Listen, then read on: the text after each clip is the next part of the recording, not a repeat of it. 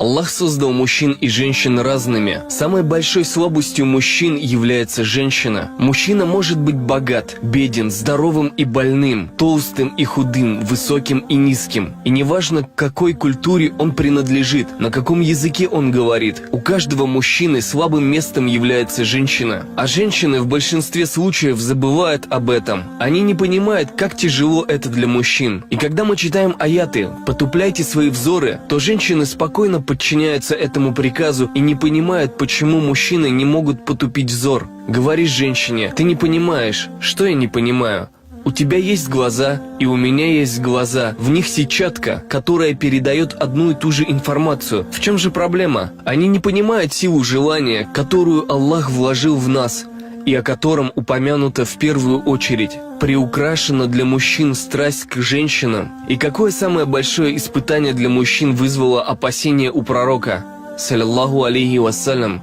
Это женщины. Потому что это большая проблема. И если жены поймут это, то вместо порицания мужей: «Почему ты не можешь контролировать свои глаза?», вместо этого всего они осознают, что Аллах создал мужчин такими. И роль жены – это поддержка мужа. И при этом она сама становится сильной. И этого можно добиться, оберегая мужа от соблазнов, но не прибегая к нотациям.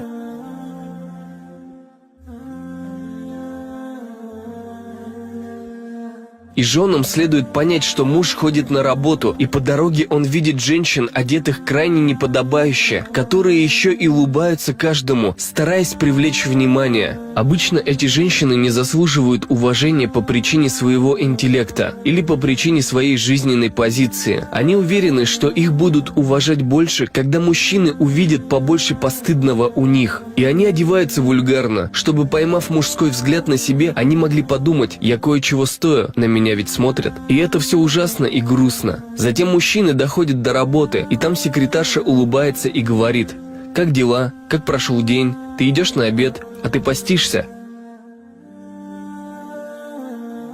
На каждой рекламе женщина улыбается тебе. И вот ты доходишь до дома, открываешь дверь, и жена спрашивает: «Ты где пропал?» Ты отвечаешь: «На автобус опоздал». Она говорит: «Ну каждый день опаздывает». Ну да, каждый день опаздывает. И каждый день этот хмурый взгляд. 1-2 дня это еще можно потерпеть. Но 10 или 12 лет подобного, к чему это может привести? У мужа появляется обида к жене, даже если он об этом не скажет. Самым простым решением, которое предложил пророк, саллаллаху алейхи вассалям, является улыбка жены, когда муж приходит домой. Вы знаете, насколько это важно? Это не такая уж и мелочь. Это сильно ранит мужа. Когда, приходя домой, он видит, что жене все равно. Это очень расстраивает. Даже если он не говорит об этом. Но это сильно ранит мужа. И сильно ранит взаимоотношения. Все это находит выход в различных ситуациях. Муж расстроен, и за обедом он говорит: «Недостаточно соленая еда», и потом мужья срываются на детях. А если бы все было по-другому? Жена открывает дверь и улыбается мужу. Всего лишь улыбка. Ведь это так просто. Но зато весь вечер проходит спокойно и мирно. Муж в хорошем настроении, он разговаривает с ней. И муж никогда не ответит в таком случае: «Я не хочу говорить, у меня голова болит». А где все начинается? Все лишь с маленькой инициативы жены. Такие простые, но очень действенные решения. Если же вы будете пренебрегать ими, то груз проблем будет только расти, и в итоге вы получаете подобную статистику, когда муж просто перестает смотреть на жену. Она постоянно докучает ему и постоянно ноет. И поэтому оба супруга должны понимать, что они должны заботиться о противоположной стороне. Вместо ожиданий поставьте себе цель заботиться о своей второй половине.